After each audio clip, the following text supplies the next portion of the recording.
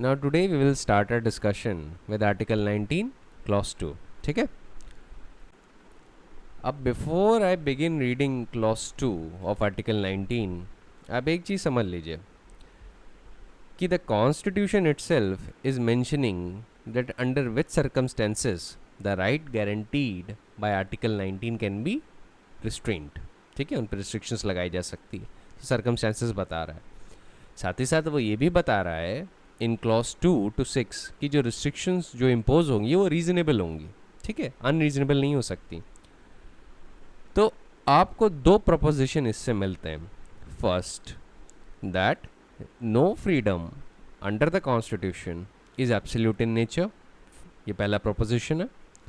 दूसरा प्रपोजिशन है कि constitution since itself is telling that under what circumstances these freedom can be restrained, then the freedom can be restrained only in these circumstances which are mentioned and not in any other circumstance. ठीक है, जो circumstance mention किए गए हैं उतने में ही fall करना है. उसके बाहर से आप circumstance में ये freedoms restrain नहीं कर सकते. ठीक है. जो तीसरा proposition that we can gather is that it is not any restrictions that can be imposed on the freedoms, it has to be a reasonable restriction. ठीक है, ये कोई भी मनमानी restriction नहीं है, ये reasonable restriction होनी चाहिए. तो reasonable restriction में आने के लिए ये बहुत ज़रूरी है कि the restrictions imposed are not excessive in nature. अगर वो excessive in nature हुई तो reasonable restrictions की category में नहीं fall करेंगी, और वहाँ नहीं fall की गई तो law will not survive the judicial review. ठीक है. Fourth proposition that we can gather from this is that the exercise of legislative power in this respect, that is in imposition of reasonable restrictions, is subject to judicial review within a limited ambit. तो ये सारे propositions हम gather कर सकते हैं just by reading the article. चलिए मैं आपके लिए article पढ़ देता हूँ. It says in clause 2, which is speaking in the context of freedom of speech and expression, वो कहता है कि nothing in subclause A of clause 1 shall affect the operation of any existing law or prevent the state from making any law insofar as such law imposes reasonable restrictions on the exercise of a right conferred by the said subclause in the interest of, mark these words, in the interest of the sovereignty and integrity of India, security of the state, friendly relation with foreign states, public order, decency or morality, or in relation to contempt of court, defamation or incitement to an offense. तो ये headings है. इन्हीं headings के अंदर freedom of speech and expression आप reasonably restrain कर सकते हैं. ठीक है, इन हेडिंग्स के बियॉन्ड नहीं कर सकते, इन्हीं हेडिंग्स के अंडर कर सकते हैं. तो इसमें जो सबसे इम्पॉर्टेंट हमारा जो पहला टॉपिक बनता है डिस्कशन का वो है पब्लिक ऑर्डर. ठीक है, इस पे सवाल आता है, इसीलिए हम इसको पहले ही डिस्कस किए ले रहे हैं. अब सुप्रीम कोर्ट ने जितनी बार भी एक्सप्रेशन पब्लिक ऑर्डर पे एलैबोरेट किया है, मतलब जो लोकस क्लासिकस है, उसको सिक्योरिटी ऑफ द स्टेट के साथ में किया है. ठीक है, सिक्योरिटी ऑफ द स्टेट पे भी एलैबोरेट किया है और इस पे भी एलैबोरेट किया है. तो सुप्रीम कोर्ट कहता है in context of public order कि जो पब्लिक ऑर्डर है it is synonymous with public safety and tranquillity.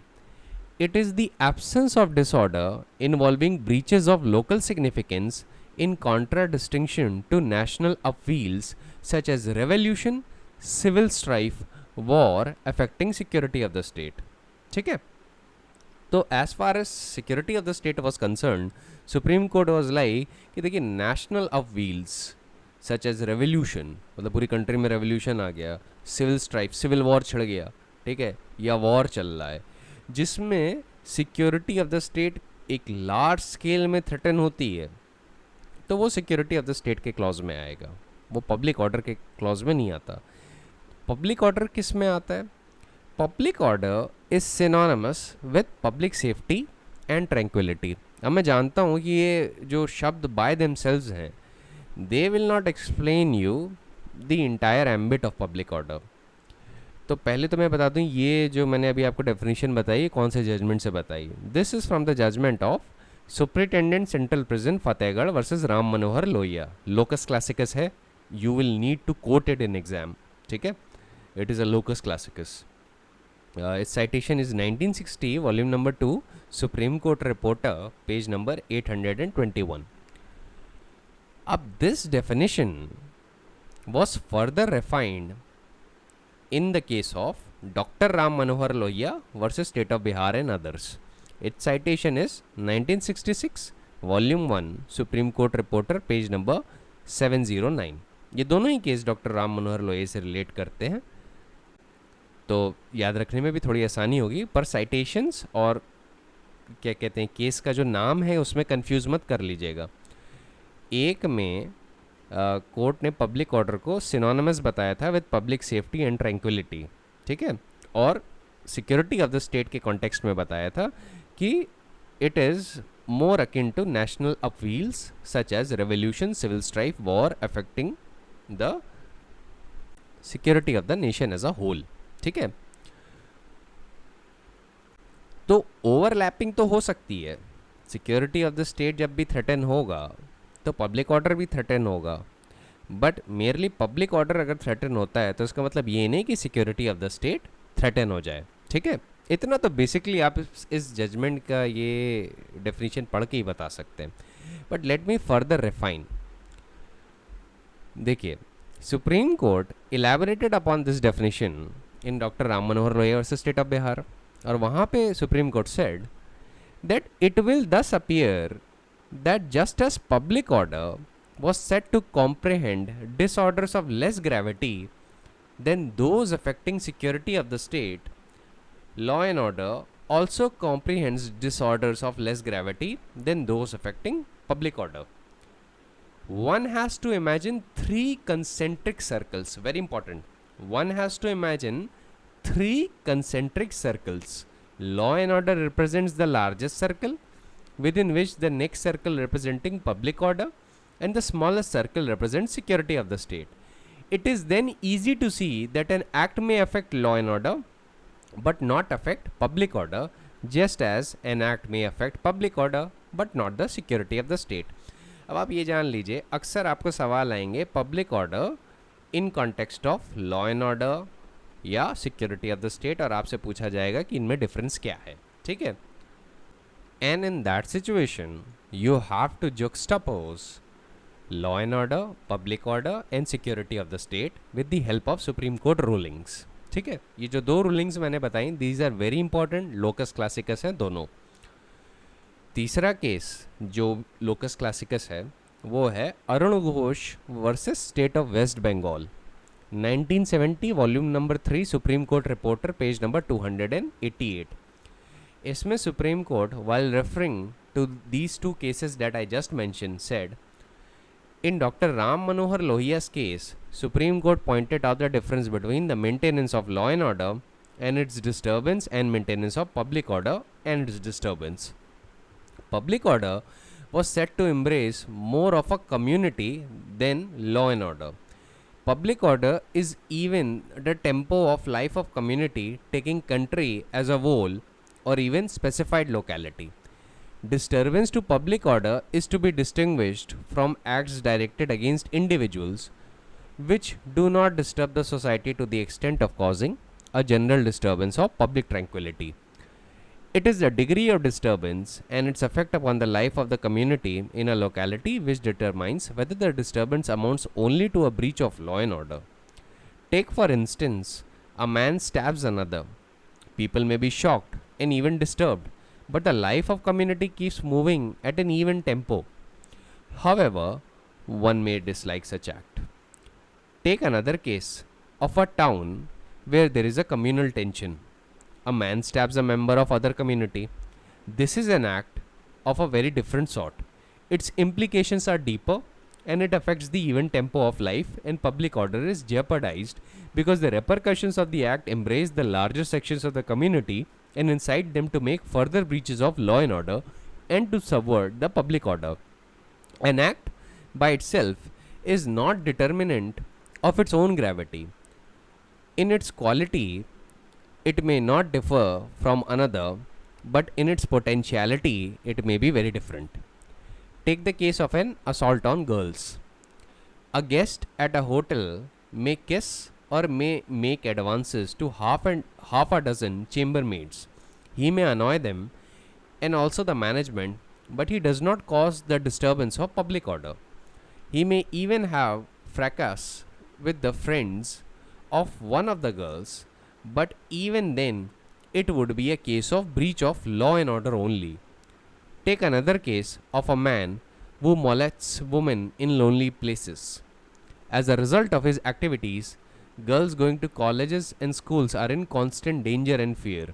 Women going for their ordinary business are afraid of being waylaid and assaulted.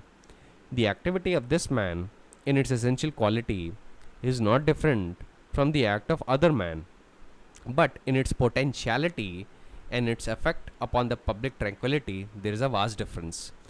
The act of a man who molests the girls in lonely places causes a disturbance in an even tempo of living, which is the first requirement of public order. He disturbs the society and the community.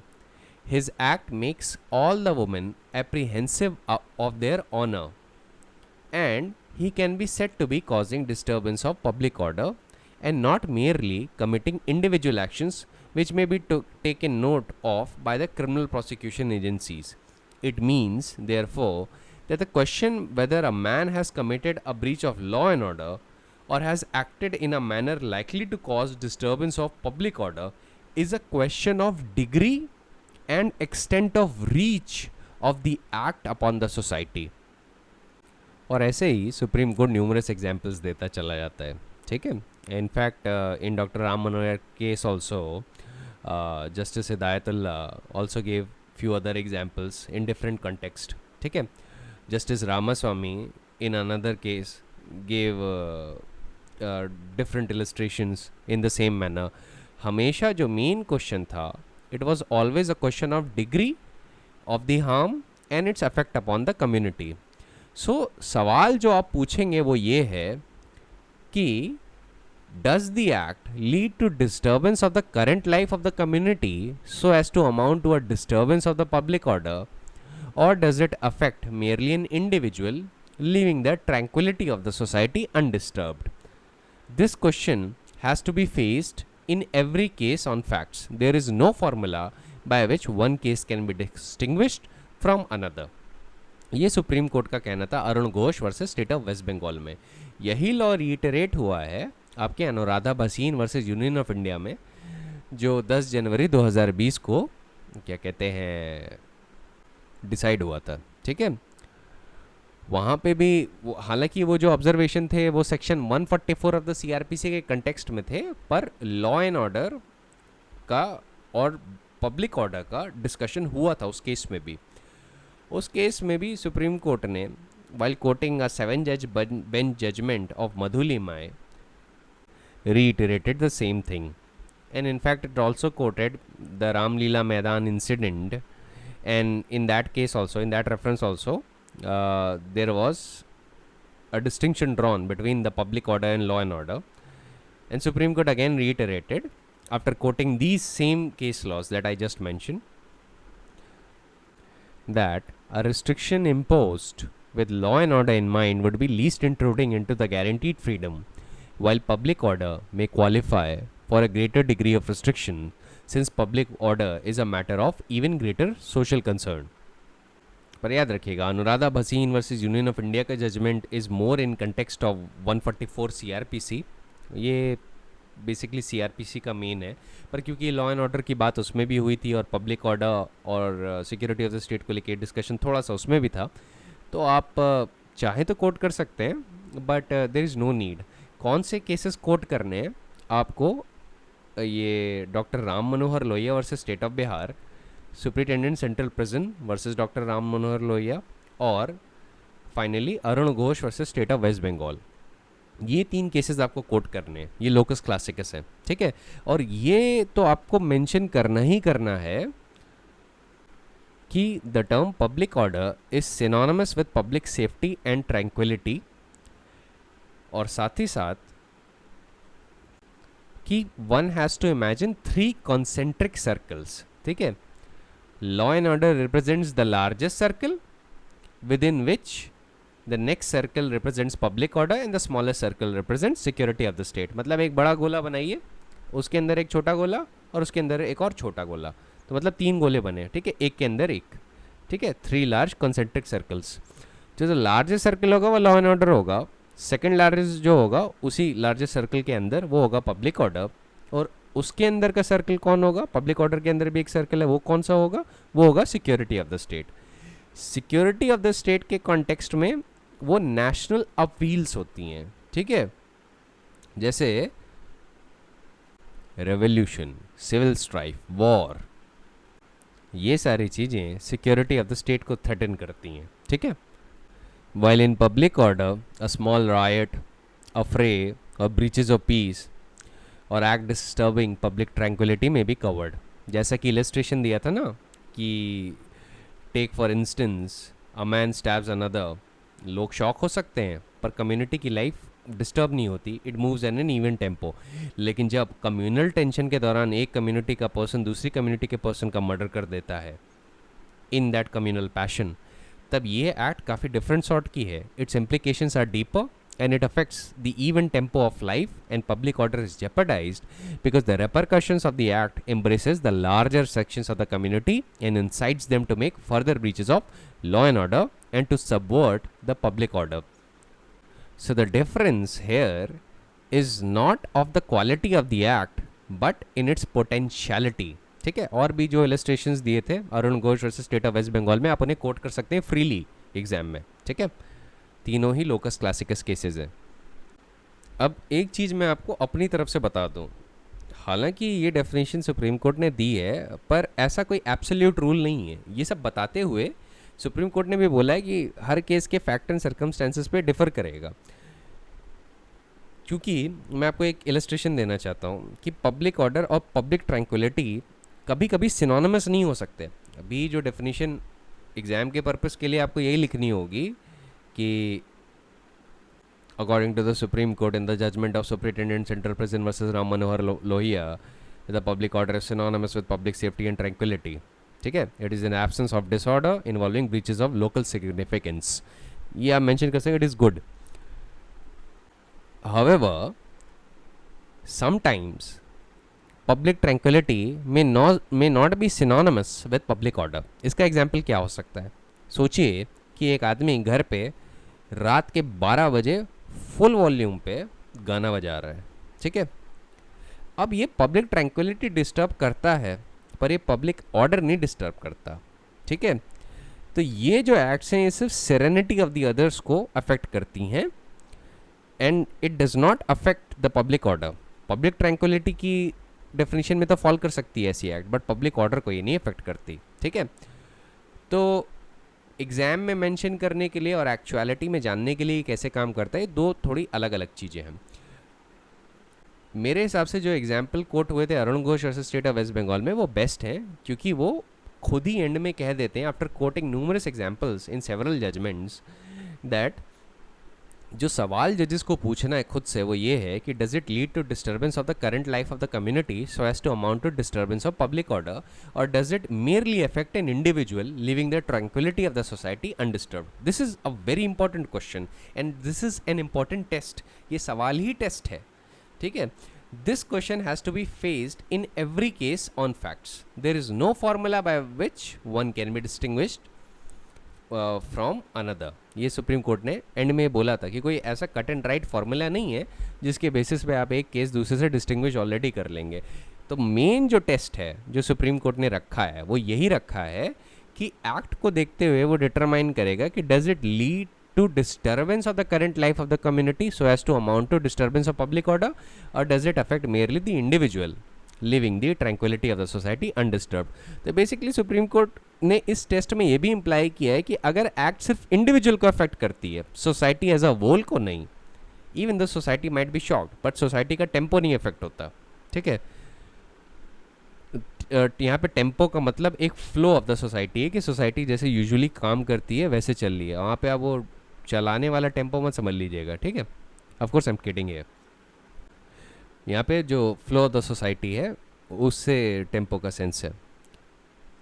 तो मैं आपको suggest करूँगा, मैंने जो study notes में article 19 में जो Arun Ghosh versus West Bengal का कोटेशन रखा है उसको एक बार देख लीजिएगा, ठीक है। It's a very good judgment. उसी के नीचे मैंने Anuradha Bhasin versus union of India भी कोट किया है, आप चाहें तो उसे पढ़ सकते हैं, इट इज़ गुड। क्योंकि जब भी 144 CRPC क्वेश्चन होता है, law and order, public order और सिक्योरिटी ऑफ द स्टेट भी क्वेश्चन में आता ही है, आइदर डायरेक्टली और इनडायरेक्टली, ठीक है। अब हम आ जाते हैं आर्टिकल 19 के क्लॉज 2 के एक दूसरे एक्सप्रेशन पे, that is in the interest of, ठीक है। आर्टिकल 19 क्लॉज 2 कैसे शुरू होता है?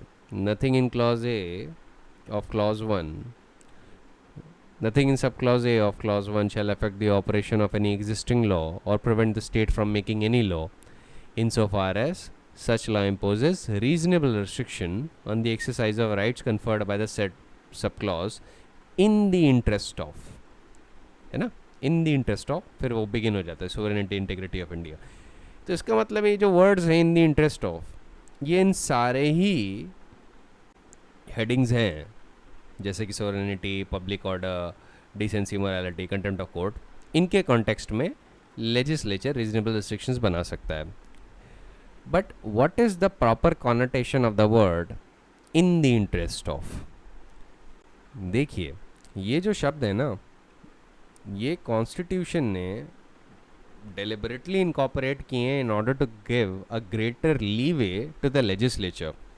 इसका मतलब है कि लेजिस्लेचर इन रिस्ट्रिक्शंस के कंटेक्स्ट में, रीजनेबल रिस्ट्रिक्शंस के कंटेक्स्ट में और इन हेडिंग्स के अंदर लॉ बना सकता है reasonably restricting the fundamental right of freedom of speech and expression and thereby enact a law which penalizes the activities having a tendency to cause but not actually causing public disorder or contempt of court or incitement to an offense or defamation etc etc, ठीक है।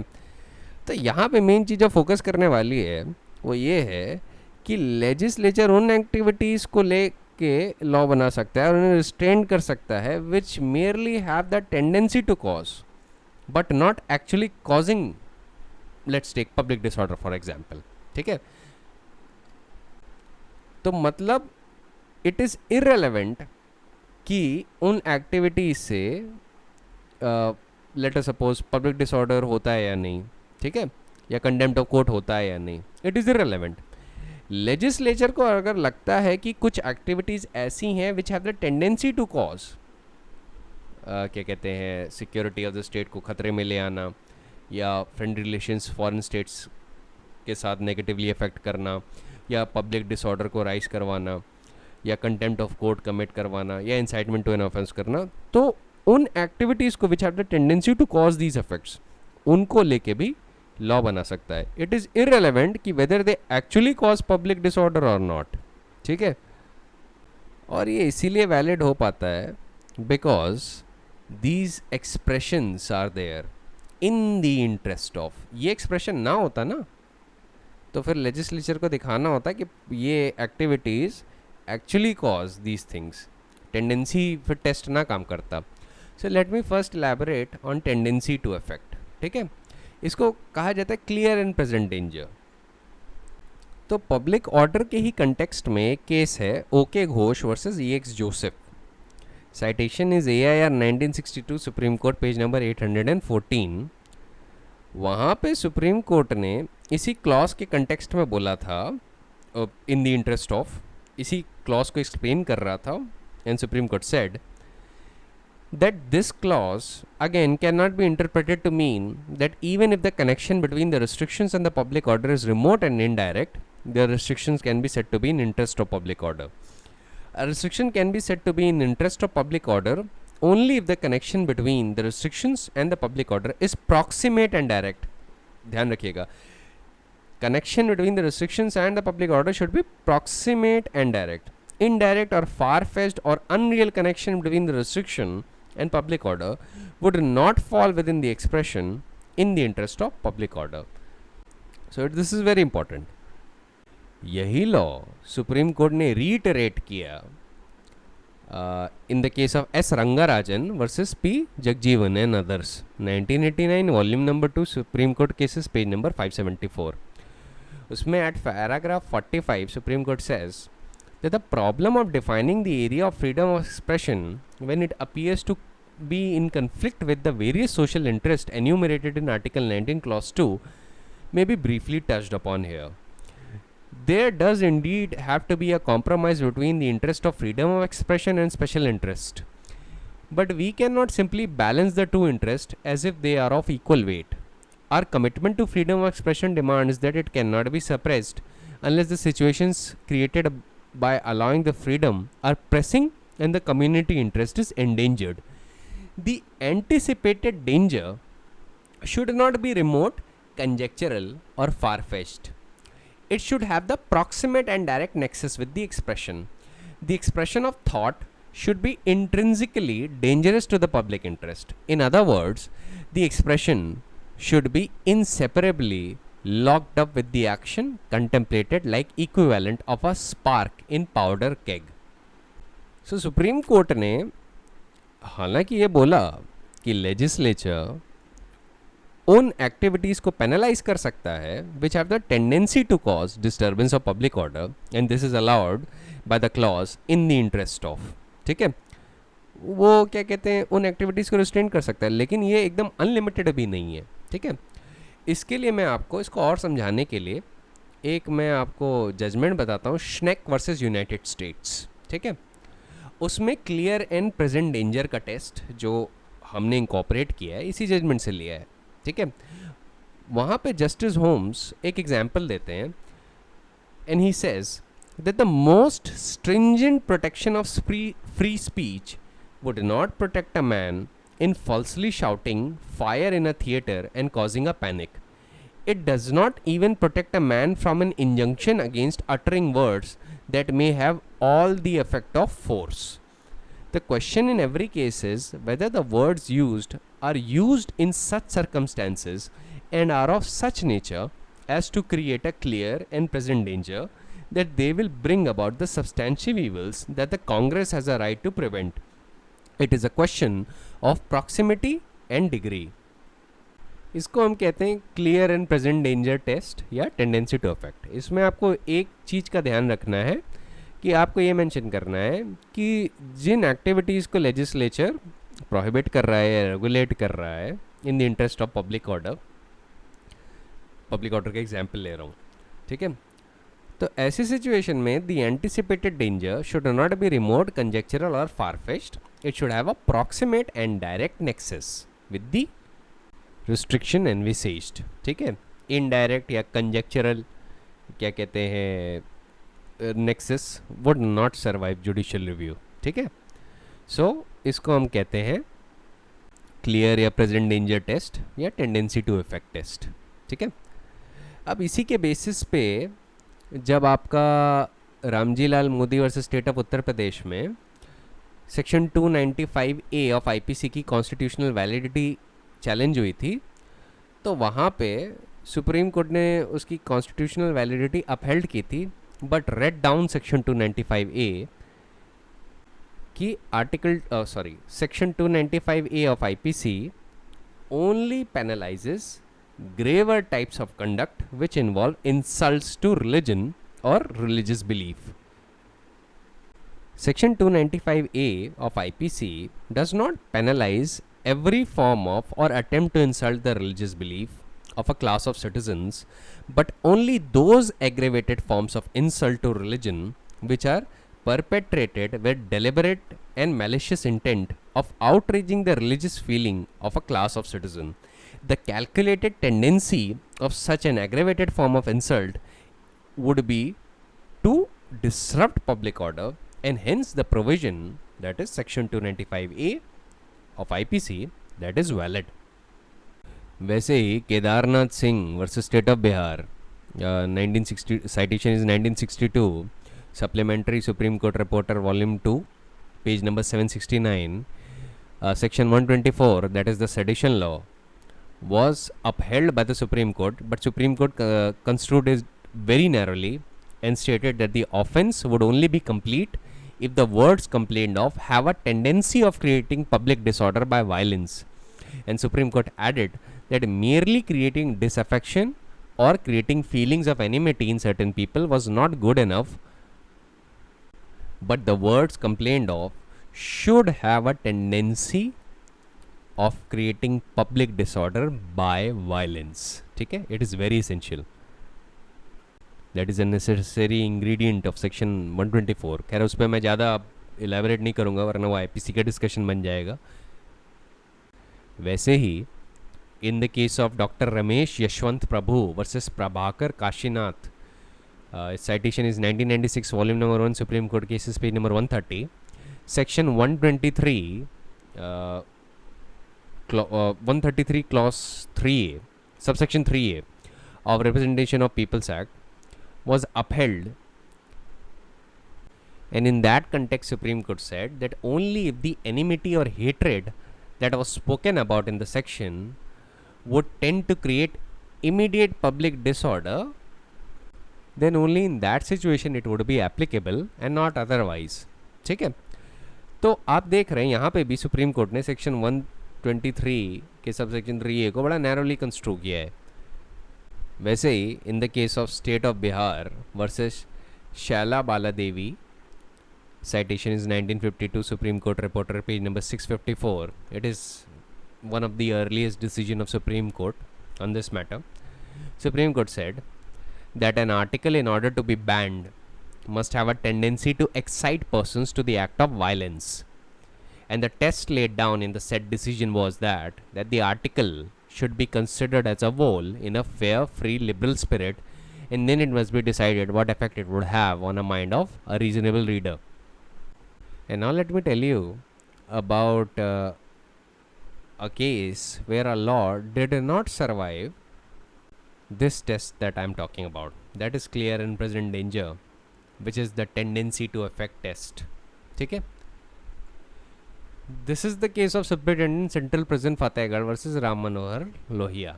ठीक है, मैं पहले भी बता चुका हूँ, फिर बता देता हूँ. यहाँ पे section 3 of UP special powers act was struck down. अब जो डॉक्टर राम मनोहर लोहिया थे, he was prosecuted under section 3 of UP special powers act for delivering speeches instigating cultivators not to pay enhanced irrigation rates to the government. ठीक है, what did the supreme court held? Supreme Court held that in a restriction, in order to be reasonable, must have a reasonable relation to the object of the legislation which it has it in view and must not go beyond it. Restrictions, therefore, which are meant to be in the interest of public order and which have no proximate relationship or nexus with it, but can only be remotely or hypothetically be connected with it, cannot be reasonable under Article 92 of the Constitution. So, judged from this angle, the acts prohibited under the wide and sweeping provision of Section 3 of the UP Special Powers Act cannot be said to have any proximate or even foreseeable connection with the public order sought to be protected by it, and consequently such section is violative of right of freedom of speech guaranteed by Article 19 clause 1 subclause A of the Constitution and must be struck down as unconstitutional. Now here in this case an argument was taken by the state that instigation to break the law would in itself be a disturbance of public order. ठीक है, ये argument state ने लिया था. Supreme Court said if this argument without its obvious limitation be accepted, it would destroy the right of freedom of speech, which is the very foundation of the democratic way of life. Supreme Court said it would be incorrect to argue that since the instigation by a single individual to not to pay taxes might ultimately lead to a revolution resulting in disruption of public order, that instigation must have a proximate connection with public order.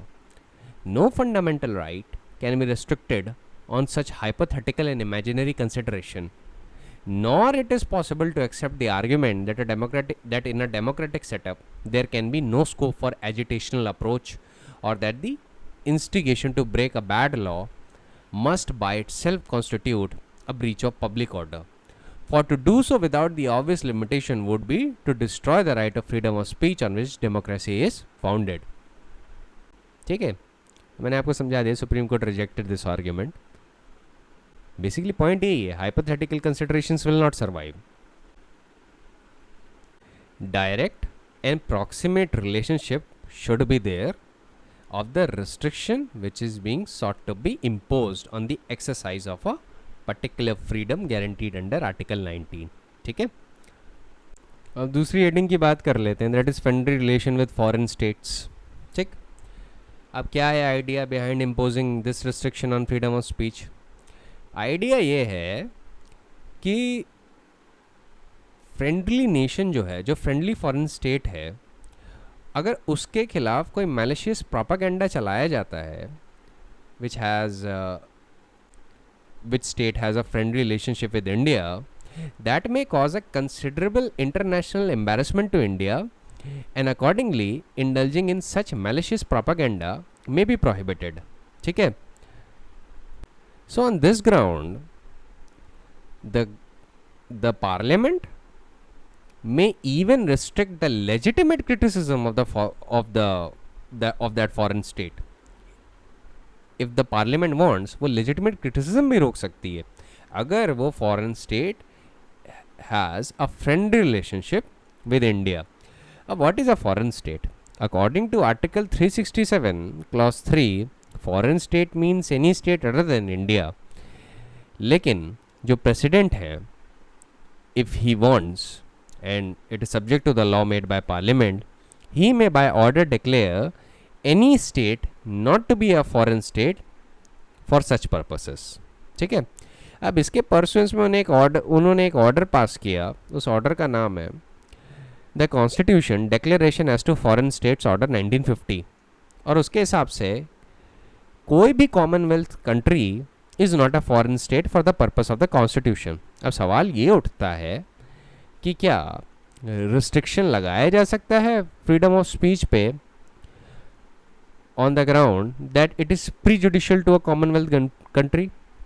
Supreme court ने इसका answer दिया था Jagannath versus union of India में. That was reported in AIR 1960, supreme court page number 675.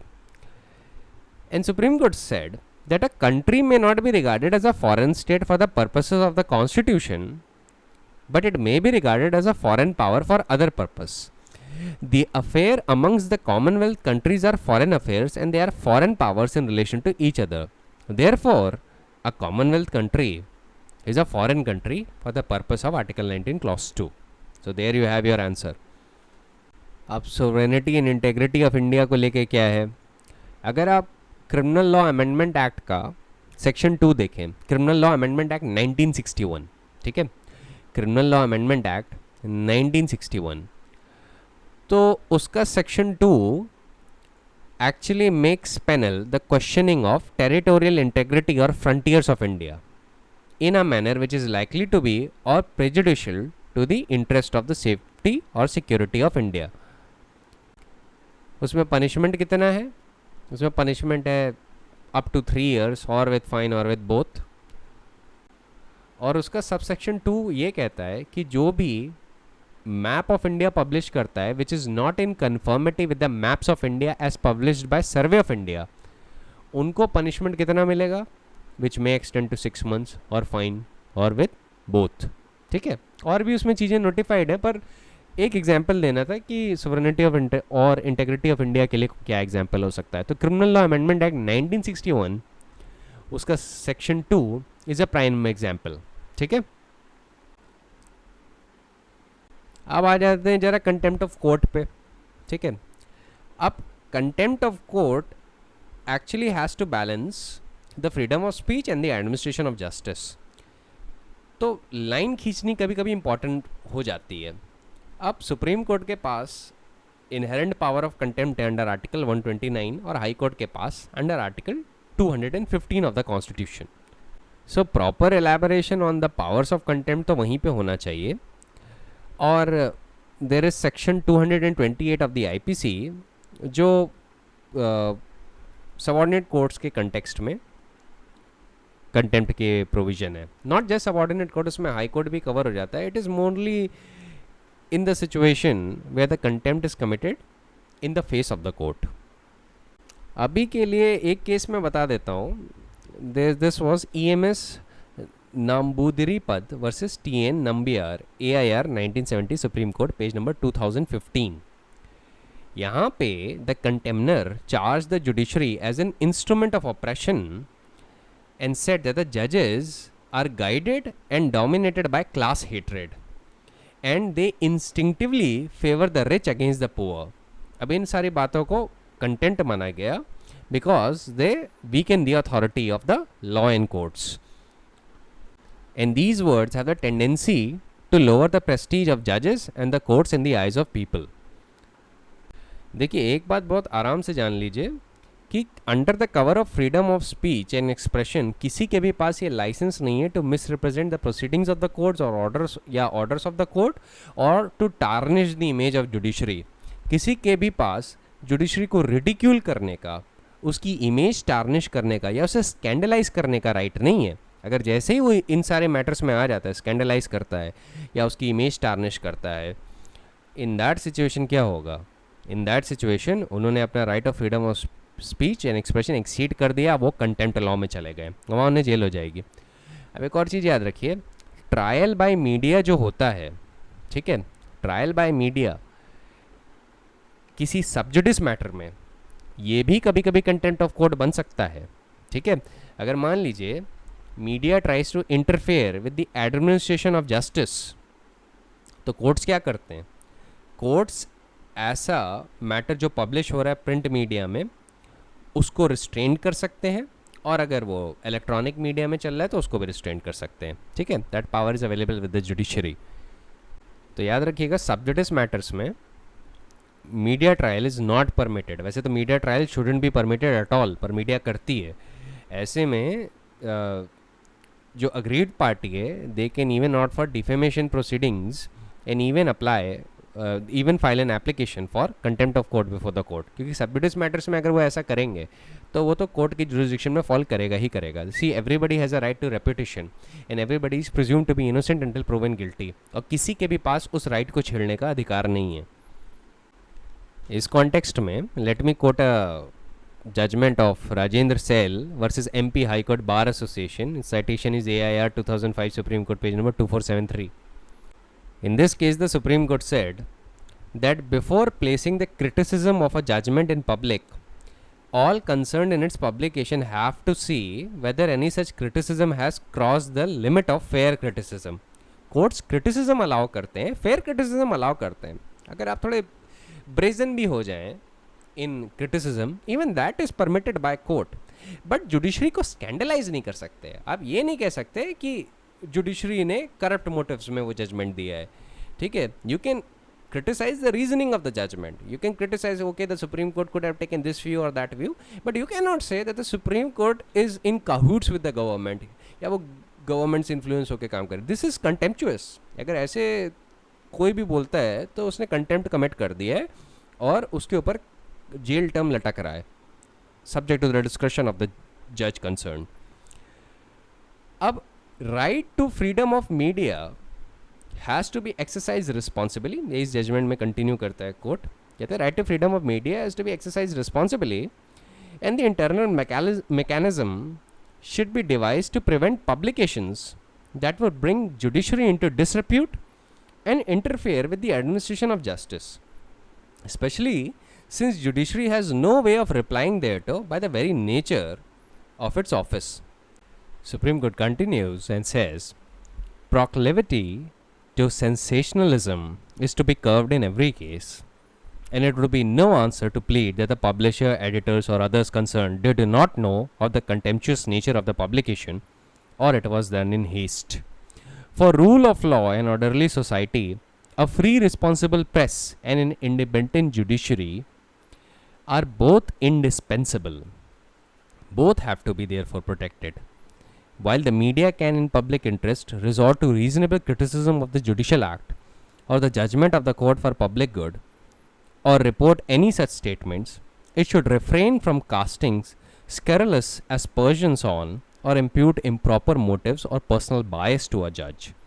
Nor should they scandalize the court or judiciary as a whole or make personal allegations of lack of ability or integrity of a judge.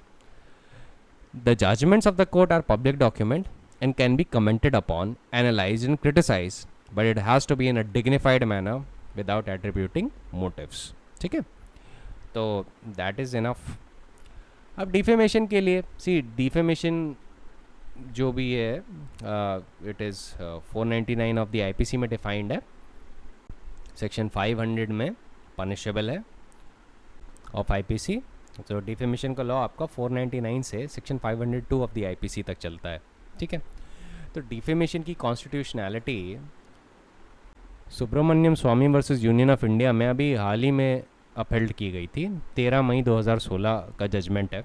आप note कर लीजिए, कोई इतना important नहीं है, IPC का discussion main है, पर क्योंकि बात आ रही है तो मैं बता ही देता हूँ. ठीक है, वैसे ही अब आ जाते हैं डिसेंसी और मोरालिटी पे. अब आईपीसी जो है वो सेक्शन 292 से 294 तक कुछ ऑफेंसेस लिस्ट करता है और उनको लेके एक्सप्रेशन और फ्रीडम ऑफ स्पीच बैन करता है. ठीक है, they deal with obscene books, selling obscene things to young person और कमिटिंग ऑब्सीन एक्ट्स और singing obscene songs in public place. ठीक है, अब 292 से 294 तक का मैं एक लमसम बता रहा हूँ. ठीक है, तो एक तरीके से वो भी फ्रीडम ऑफ स्पीच पे और एक्सप्रेशन पे रिस्ट्रिक्शन है ना, and that is allowed by article 19 clause 2. अब इंडिया में डिसेंसी और मोरालिटी को लेके पहले एक हिकलिन टेस्ट हुआ करता था. उस पर लोकस क्लासिकस है Ranjit Udeshi versus state of Maharashtra, 1965, volume number 1, supreme court reporter, page number 65. वहाँ पे क्या कहते हैं, डिसेंसी और मोरालिटी को लेके हिकलिन टेस्ट को इंडिया के सिचुएशंस के लिए भी अप्रूव किया गया था. अब हिकलिन टेस्ट जो था वो इंग्लिश जजमेंट से आता है और टेस्ट ये कहता है कि whether the tendency of the matter charged as obscene is to deprave and corrupt those whose minds are open to such immoral influences and into whose hands a publication of this sorts may fall. ठीक है, लेकिन over the course of time, like in the cases of director general of Doordarshan versus Anand Patwardhan, Supreme Court moved away from Hicklin test and noticed the law in United States and said that the material may be regarded as obscene if the average person applying the contemporary community standards would find the subject matter taken as a whole appeals to prurient interest, and that taken as a whole it otherwise lack serious literary, artistic, political, educational or scientific value. इसको कहते हैं आप contemporary community standards test. इसी को Aveek Sarkar versus state of waste Bengal में वो 2014 में report हुआ था, उसको अप्रूव किया था. और वहाँ पे सुप्रीम कोर्ट ने while coating the numerous judgement of English जजेस, यूनाइटेड स्टेट्स जजेस, कैनेडियन जजमेंट्स, सुप्रीम कोर्ट ने बोला, हमारे सुप्रीम कोर्ट ने बोला कि हिकलिन टेस्ट इस प्रेजेंट एरा में एकदम फिट नहीं बैठता है और प्रॉपर टेस्ट आज की डेट में है कंटेम्प्रेरी कम्युनिटी स्टैंडर्ड्स टेस्ट. अब याद रखिए कि सुप्रीम कोर्ट तो वहाँ पे पहुँच गया है कंटेम्प्रेरी कम्युनिटी स्टैंडर्ड टेस्ट में, पर हो सकता है आपका एग्ज़ाम ना पहुँचा हो, तो आप हिकलिन टेस्ट भी जान लीजिए और कंटेम्प्रेरी कम्युनिटी स्टैंडर्ड टेस्ट भी जान लीजिए. एक लाइन की बात है. ठीक है, तो Ranjit D Udeshi versus state of Maharashtra भी इम्पॉर्टेंट है और आपका Aveek Sarkar versus state of waste Bengal भी इम्पॉर्टेंट है. ठीक है, जिससे आपको मॉडर्न इंटरप्रिटेशन ऑफ लॉ भी पता चले. सो आई होप इतना समझ में आ गया कि what is contemporary community standard test. उसका मतलब है कि जो एवरेज पर्सन आज की कम्युनिटी में जी रहा है, आज के जो हमारे कम्युनिटी स्टैंडर्ड्स हैं, अगर वो subject matter as a whole देखे तो वो डिसाइड करे कि whether it as a whole appeals to prurient interest and it lacks any serious literary, artistic, political, educational और साइंटिफिक वैल्यू. अगर हाँ तो उन सेक्शंस में आ जाएगा of IPC under section 292, 293, 294, as the case may be, depending on fact and circumstances. So basically बात ये है कि decency और morality के लिए जो हम आज की डेट में टेस्ट यूज़ करते हैं, that is not the same जो पहले था. पहले हम लोग हिकलिन टेस्ट यूज़ करते थे, जिसको Ranjit Udeshi versus state of Maharashtra में सुप्रीम कोर्ट ने अप्रूव किया था इंडियन कंटेक्स्ट के सिनेरियो में. ठीक है, हिकलिन टेस्ट ये कहता था कि whether the tendency of the matter charged as obscene is to deprave and corrupt those minds who are open to immoral influences and into whose hands a publication of this sort may fall. This sort का मतलब कि वो obscene publication है, उनके हाथ में जा सकती है. बट ये बहुत ही क्या कहते हैं कंजर्वेटिव व्यू था लॉ का. अब contemporary community standard test is better, क्योंकि देखिए आपको ऐसे समझना चाहिए ना कि पुराने टाइम में जो चीज़ ऑब्सीन हो सकती है वो हो सकता है हमारे आपके लिए ऑब्सीन ना हो. पुराने टाइम पे मुझे याद है a kiss scene in a movie was something that was supposed to be so taboo, है ना. आज की डेट में it is not such a taboo thing. तो कंटेम्प्रेरी कम्युनिटी स्टैंडर्ड्स बदलते जाते हैं. कोर्ट्स ने ये टेस्ट बहुत अच्छा रखा है कि हमें किसी चीज़ का ऑब्सीन होना या ना होना इस हिसाब से जज करना है कि हमारे आज के समाज में क्या कम्युनिटी स्टैंडर्ड्स हैं. ठीक है, ठीक याद रखिएगा. This test was properly approved in Aveek Sarkar versus state of waste Bengal. हालांकि इसका स्टार्ट शुरू हो गया था director general of Doordarshan versus Anand Patwardhan. जो पूरा साइटेशन है directorate general of Doordarshan versus Anand Patwardhan. ठीक है, पर इतना लंबा लिखने की ज़रूरत नहीं है. आप Aveek Sarkar versus state of waste Bengal में भी यही टेस्ट लिख देंगे, that would suffice, totally suffice. अब एक और टेस्ट यूज़ करता है supreme court in the context of your freedom of speech and expression. उसको कहते हैं chilling effect of free speech. ठीक है, अब इसको अप्रूव किया गया था R Raja Gopal versus state of Tamil Nadu में 1994 volume 6 supreme court cases page number 632. ये दूसरा इसका साइटेशन है. अब इसमें यूनाइटेड स्टेट्स सुप्रीम कोर्ट का न्यूयॉर्क टाइम्स वर्सेस सुलेवन का टेस्ट अप्रूव किया गया था. So R Raja Gopal versus state of Tamil Nadu is actually quoting the judgment of House of Lords, और House of Lords is actually quoting the judgment of United States. ठीक है, तो हमारा supreme court is quoting Derbyshire County Council versus Times newspaper. That was a decision rendered by House of Lords. The plaintiff in that case was a local authority. They bought an action of damages for libel against the defendants in respect of 2 articles published in Sunday Times questioning the propriety of the investments made for its superannuation fund. Articles were headed and titled as Revealed Socialist Tycoons Deals with Labor Chief and Bizarre Deals of a Council Leader and a Media Tycoon. A preliminary issue was raised that whether the plaintiff has a cause of action against the defendant. The trial judge held that such an action was maintainable, but on the appeal, the Court of Appeal held to the contrary. When the matter reached House of Lords, it was affirmed by the decision of the court, मतलब कि court of appeal का decision upheld किया था house of Lord's ने, पर एक दूसरे ground पे.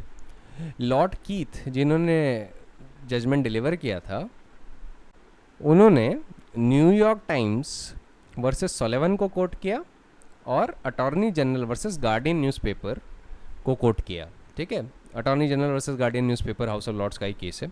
उसको स्पाई कैचर केस के भी नाम से जाना जाता है. और बोला कि while these decisions were related mostly directly to the provisions of American Constitution concerned with securing freedom of speech, the public interest considerations which underlay them are no less valid in this country. What has been described as chilling effect induced by the threat of civil actions for libel is very important. Quite often, the facts which would justify a defamatory publication are known to be true, but admissible evidence capable of proving those facts is not available. Accordingly, The learned law lord in Derbyshire County Council versus Times newspaper case held that the action for defamation was not maintainable in law. Indian Supreme Court approved this principle. ठीक है, R Raja Gopal versus state of Tamil Nadu में. वैसे ही S Khushboo versus Kanniammal में supreme court said, इस case में controversy ये थी कि प्री मैरिटल सेक्स पे ओपिनियन पूछ लिया गया. अब उन्होंने अपना ओपिनियन दे दिया कि इसमें कोई दिक्कत नहीं है. अब उन्होंने ऐसा कह दिया, एक कंजर्वेटिव सोसाइटी में 10-20 केस फाइल हो गए इनके खिलाफ. तो सुप्रीम कोर्ट ने उस कॉन्टेक्स्ट में बोला, in the present case the substance of the controversy does not really touch on whether pre marital sex is socially acceptable. Instead, the real issue of the concern is the disproportionate response to the appellant's remarks. As Khushbu appellant थी. If the complainants vehemently disagreed with the appellant's views, then they should have contested her views through the news media or any other public platform. The law should not be used in a manner that has chilling effects on the freedom of speech and expression. वैसे ही Shreya Singhal versus union of India के case में इन्हीं दोनों cases को refer करते हुए supreme court ने बोला that in the content of the right under article 19 clause 1 sub clause A the content remains the same what ever the means of communication including the means of internet communication is used.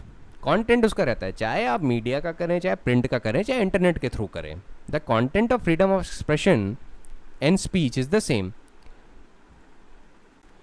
इस context में 66A के context में फिर supreme court कहता है, क्योंकि श्रेया सिंगल में 66A was in issue, उसको स्ट्रक डाउन कर दिया था because it violated freedom of speech and expression. तो सुप्रीम कोर्ट बोला कि it is clear that not only are the expression used in section 66A are the expression of inexactitude, but they are also overboard and would fall foul of the repeated injunctions of this code that the restrictions on the freedom of speech must be couched in narrowest possible terms. फिर उन्होंने Kedarnath Singh versus state of Bihar को quote किया, राम मनोहर लोहिया का case coat किया. ये वही वाला है जो अभी मैं बता रहा था, जिसमें section 3 of UP special powers act का प्रोविजन स्ट्रक डाउन कर दिया गया था, उसको कोट किया. साथ ही साथ उन्होंने Kameshwar Prasad versus state of Bihar भी कोट किया, जिसमें rule 4A of the Bihar government servant conduct rules 1956 was challenged. Rule कहता था कि no government servant shall participate in any demonstration और resort to any form of strike in connection with any matter pertaining to his condition of service. अब ये rule article 19 के freedom of speech की heading में और article 19 clause 1 sub clause B of the constitution में भी challenge हुआ था. कोर्ट ने राम मनोहर लोहिया वाले केस का लॉ फॉलो करते हुए चैलेंज एक्सेप्ट किया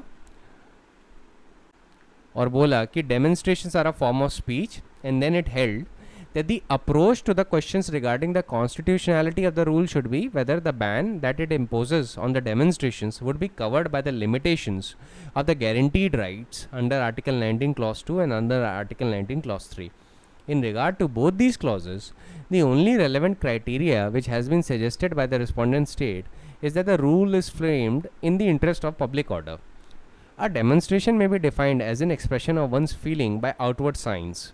A demonstration such as is prohibited by the rule may be of most innocent type, peaceful, orderly, such as mere wearing of a badge by a government servant or even by the silent assembly, say outside the office hours. These demonstration which in no sense can be suggested to involve any breach of tranquility or a type involving incitement to or capable of leading to disorder.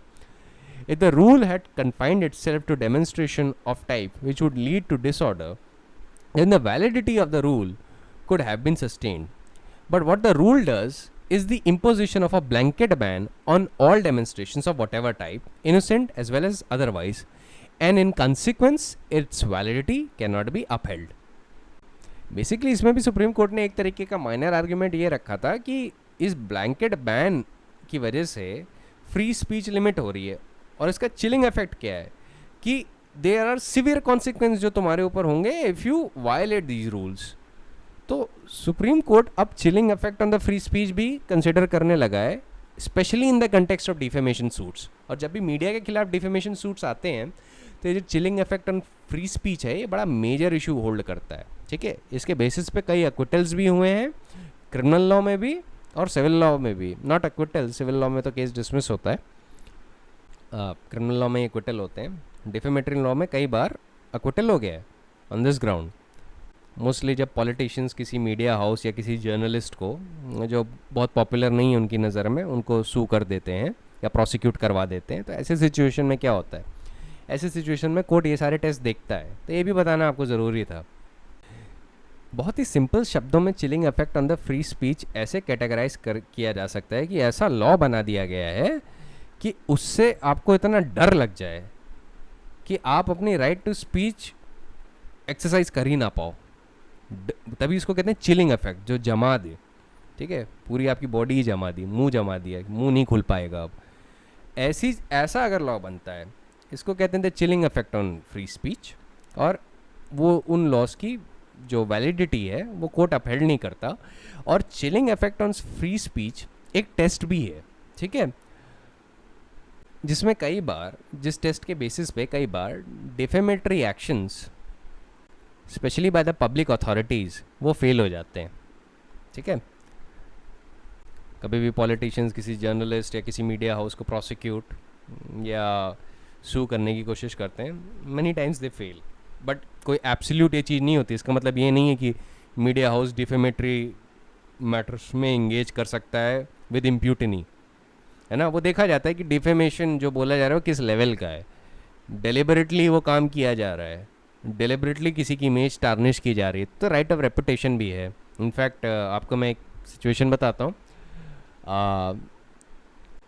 There was this case जिसमें mister Arnab Goswami ने कुछ इम्प्यूटेशंस बोले थे, remark किए थे against a retired जज किसी corruption case में, and he was not involved in it, he was a retired supreme court जज। और उन पे कुछ इम्प्यूटेशंस बोले थे, 15 सेकंड के लिए उनकी फ़ोटो भी दिखा दी थी। उन्होंने नोटिस भेजा टाइम्स ग्रुप को कि मेरी फ़ोटो दिखाई गई है, आप अपोलोजाइज़ करिए, first of all I am not involve in the case, और वो जो करप्शन के जो एलिगेशंस है दे आर टोटली रॉन्ग, मेरा उससे कोई लेना देना नहीं है, उस केस में मेरा इन्वॉल्वमेंट भी नहीं है। पर उन्होंने अपॉलोजी पे कोई एक्ट नहीं किया, उन्होंने 100 करोड़ का सूट दायर कर दिया, ठीक है, 100 करोड़ का।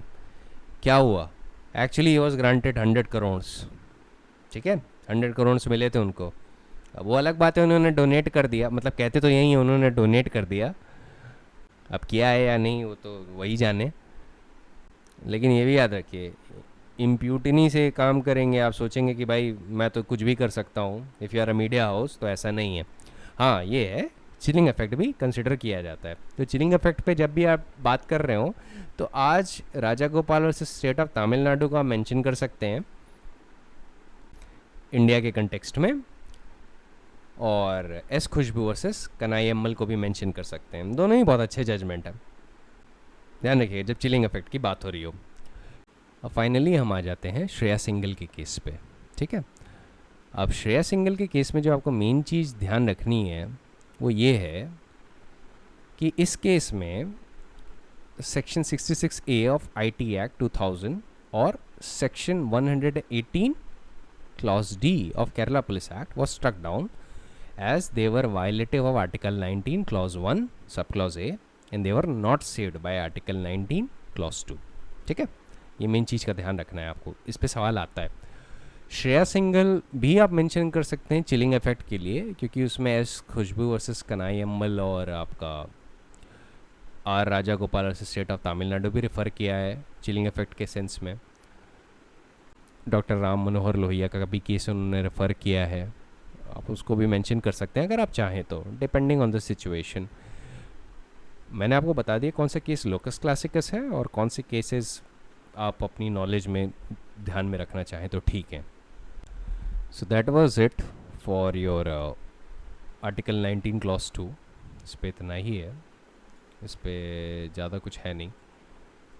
अब कल से हम लोग स्टार्ट करेंगे आपका बाकी के जो राइट्स हैं और उन पे जो रिस्ट्रिक्शंस हैं वो जल्दी जल्दी हो जाएंगे, उस पर कोई ज़्यादा एलेबोरेशन की ज़रूरत नहीं है, क्योंकि उस पर एक ही दो केस लॉज हैं, उसमें एक्सप्लेनेशन भी ज़्यादा नहीं है, तो जितना जल्दी हो सकेंगे हम उन्हें कर लेंगे. ठीक है. So that is it for today. I'll see you in the next lecture.